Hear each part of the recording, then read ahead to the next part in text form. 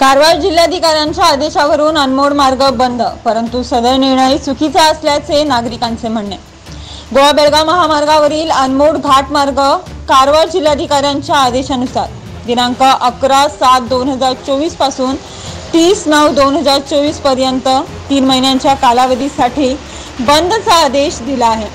तर हुबळी मार्गे येणारी 6 चाकी तसेच याहून अधिक चाकी वाहनांना यल्लापूर कारवार मार्गे गोव्याला जाण्यासाठी परवानगी देण्यात आली आहे।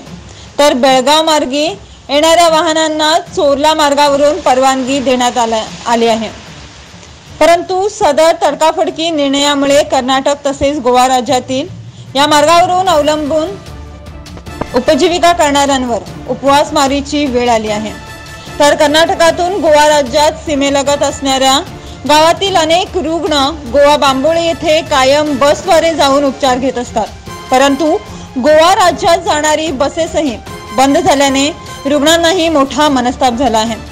तर पावसाळ्यात सदर रस्त्याचे काम करण्यात येणार नसतानाही कारवार जिल्हाधिकाऱ्यांचा रस्ता बंदचा निर्णय चुकीचा असल्याचे सर्वांकडून म्हणण्यात येत आहे। तर हत्ती ब्रिजवर अडकलेले पाणी 2 दिवसाच्या अथक परिश्रमानंतर सध्या काढण्यात आले असून सर्व वाहनांना रस्ताही आता खुला झाला आहे।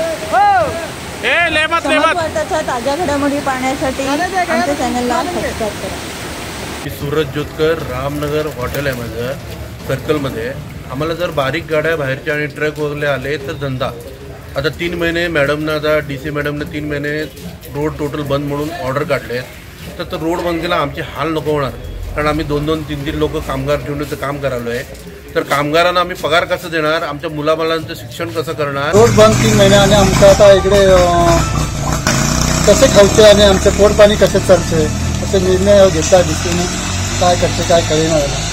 बंद रस्ता केले तर DCने ऑर्डर केलेला आहे आणि दररोज आम्ही गोव्याला घेऊन जात असतो आणि जर हा रस्ता बंद केला तर आम्हाला लेबर आणि हे आमच्या गाडीचं इन्स्टॉलमेंट आम्ही भरणार कसं?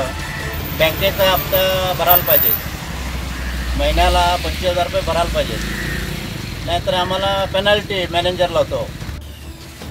DC ने 3 महीने के लिए रोड बंद किया, उसके कल ऑर्डर दिए। वो हमारा पंचर दुकान है, हम दिन भर काम किए तो शाम को पेट भरते हैं। अभी 3-3 महीना बंद किए तो हम काम क्या करने वाले, हम पेट क्या कैसा पालने वाले, और हमारे बच्चों को भी स्कूल का फी भी पूरा बढ़ के बैठा है। स्कूल का फी कैसा बनने वाले, हमारा पेट पानी कैसा बनने वाले।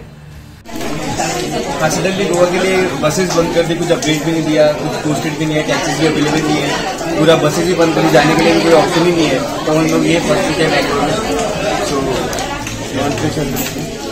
वो लोग प्रोएक्टिवली उसकी इन्फॉर्मेशन अपडेट नहीं किया। हम लोग अभी कैसे जाएंगे, यहाँ पे फंसा हुआ है सबसे अनएक्सपेक्टेबल एडवर्सिटी। सो हम लोग खुद बात भी नहीं, सिंस 1 घंटे से हम लोग यहाँ पे वेट कर रहे हैं, बसेस भी अवेलेबल नहीं है गोवा जाने के लिए। पहले तो बता था ना, अपडेट डायरेक्टली बंद किया तो हम लोग ट्रैवल कर रहे हैं, ट्रैवलिंग करें। कल हम ट्रैवल किया था, कल आए, अभी गोवा जाना था तो कोई ऑप्शन नहीं है, ये ऑप्शन नहीं मिला। कैसे ट्रैवल करेंगे लोग जिनके पास मतलब मिडिल क्लास फैमिली से बिलोंग करते हैं, वो लोग जाएंगे कैसे?